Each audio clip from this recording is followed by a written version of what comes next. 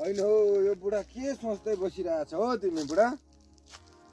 ओ बुढा के सोचेर बसेको? के सोचिरहेको छु भनेदेखि चाहिँ नि बाबु अँ यहाँ सुन्नु है त। अँ अब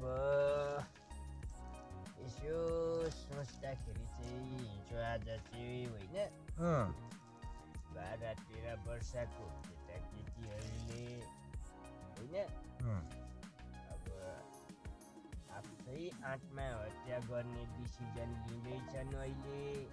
हो नि हो है बुढा। अनि यो कुरा चाहिँ दिनदिनै बढ्दै जाँदैछ नि नानी। त्यही त हो बुढा, के गर्नुपर्ने हो, के गर्ने हो, यस्तो कुराहरू धेरै हुँदैछ बुढा। यो कुरामा चाहिँ अब के गर्नुपर्नेलाई रोकथुम त गर्नु सकिँदैन होइन। हो नि बुढा।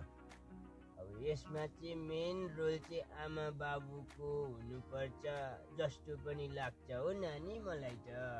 है बुढा। अब आमा बाबुले छोराछोरीलाई गाली गरेर कुटेर पिटेर टलाउने होइन के बाबु।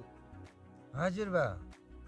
राम्रोसँग हराएर राम्रोसँग सम्झाएर होइन छोराछोरीको अगाडि नराम्रो खानपिन नखाएर आफू राम्रो भएर दियो भनेदेखि त सिकिहाल्छ नि सानैदेखि नानीले होइन। यो बुढाले सही कुरा गर्छ हौ, खालि बुढाले दिमाग लगाएछ है। कहाँबाट ट्रिक्स लगायो हो तिमीले बुढा? म यहाँ 2 घन्टादेखि सोचेर बसेर यसो दाहिने दिमाग लगाएको नि त मैले। अब आमा बाउ नै आफ्नो छोराछोरीको अगाडि राम्रो जीवन जियो, आफ्नो छोराछोरीको अगाडि राम्रो शब्द बोल्यो भनेदेखि त छोराछोरीले राम्रो कुरा सिकिहाल्छ होइन।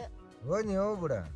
त्यही भएर चाहिँ नानी अबदेखि आमा बाबुहरूले पनि छोराछोरीलाई नराम्रो शब्दले गाली नगरिदिनुहोस् है। हजुर बुढा। अब छोराछोरीले पनि आमा बाबुको दुःख बुझेर नराम्रो कदम ल्याउनुदेखि नसोच्नुहोस् भन्न चाहन्छु म चाहिँ होइन। हो नि बुढा। त्यही त हो बुढा, यो अलिकति कति अहिलेको युगमा आमा बाउको पनि अलिक गल्ती चाहिँ देखिँदो रहेछ है बुढा। त्यही त नानी, गल्ती त आमा बाबुले पनि त गर्छ नि त। अब आमा बाबुले नानी सानैदेखि मोबाइल दिन्छ, मोबाइलमा हेर्छ, त्यस्तो त्यो बुद्धि नभएको नानीहरूले यसो पो गर्नुपर्ने रहेछ भनेर सिक्छ। त्यो मोबाइलतिर त्यो उल्टो कतिजनाले हालेको पनि हुन्छ नि त बुढा। हो नि नानी। अनि त्यसले गर्दाखेरि फोनहरू चाहिँ नदिएकै राम्रो हो है। फोनहरू यसरी नदिनुहोस् लापरवाहीसँग होइन। हो नि बुढा। अहिले त अब स्कुलतिर पनि होमवर्क सबै फोनमै आउँदो रहेछ नानी।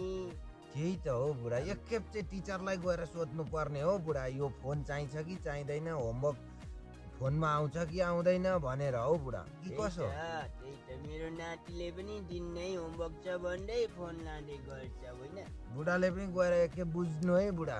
एकपल्ट चाहिँ हामी सबैजना मिलेर गएर चाहिँ एकपल्ट सोधखोजी गर्नुपर्छ कि भन्ने मलाई लाग्छ हो बाबु। होइन ठिक हो यो बुढा, किनभने यसो टिचरलाई त्यहाँ उताबाट के रहेछ कसो रहेछ बुझेर दिएको चाहिँ राम्रो नि। त्यसले त ढाँट्नु पनि सक्छ नि। आजकलको नानी कम बाठो हुन्छ बुढा। कम बाठो, त्यही त कम बाठो हुन्छ आजकलको नानीहरू। हामीले नजानेको कुरा, हामीले नबुझेको कुरा उनीहरूलाई थाहा हुन्छ नि नानी। थाहा त हुन्छ बुढा, तर सही हो कि गलत हो त्यो चाहिँ आफैले यसो विचार चाहिँ गर्नुपर्छ होला है। त्यो चाहिँ एकदमै ख्याल राख्नुपर्ने कुरो चाहिँ त्यो रहेछ नि नानी। हो बुढा।